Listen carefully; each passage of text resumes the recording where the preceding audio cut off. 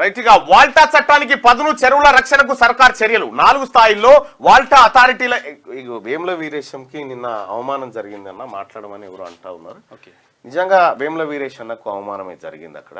ఎందుకంటే ఆ తెలవకుండా అక్కడ ఉన్నటువంటి సిఐఓ ఆయన ఎవరో తెలవకుండా ఆయన హెలిప్యాడ్ దగ్గరికి మంత్రులు వస్తే మర్యాదపూర్వకంగా వాళ్ళని స్వాగతం పలకడానికి పోయేటువంటి సందర్భంలో ఆయన నెట్టేస్తే ఆయన కొద్దిగా మనస్తాపానికి గురైపోయిండు. అక్కడ వాస్తవమే అది.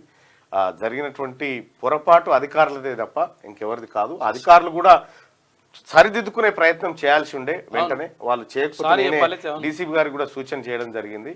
సో ఆ తర్వాత అది సద్దుమణిగిపోయింది, అయిపోయింది. కానీ ఆయన ఏదో ప్రివిలేజ్ మోషన్ మూవ్ చేసేటువంటి అవకాశం ఉంది దాని విషయంలో.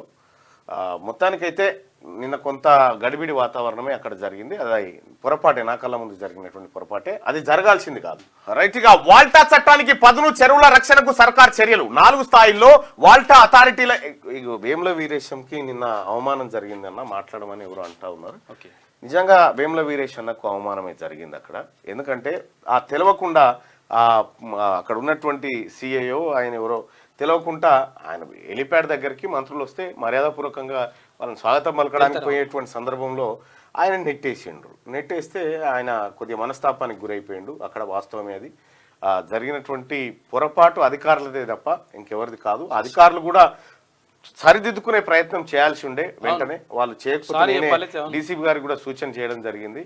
సో ఆ తర్వాత అది సద్దుమణిగిపోయింది, అయిపోయింది. కానీ ఆయన ఏదో ప్రివిలేజ్ మోషన్ మూవ్ చేసేటువంటి అవకాశం ఉంది దాని విషయంలో.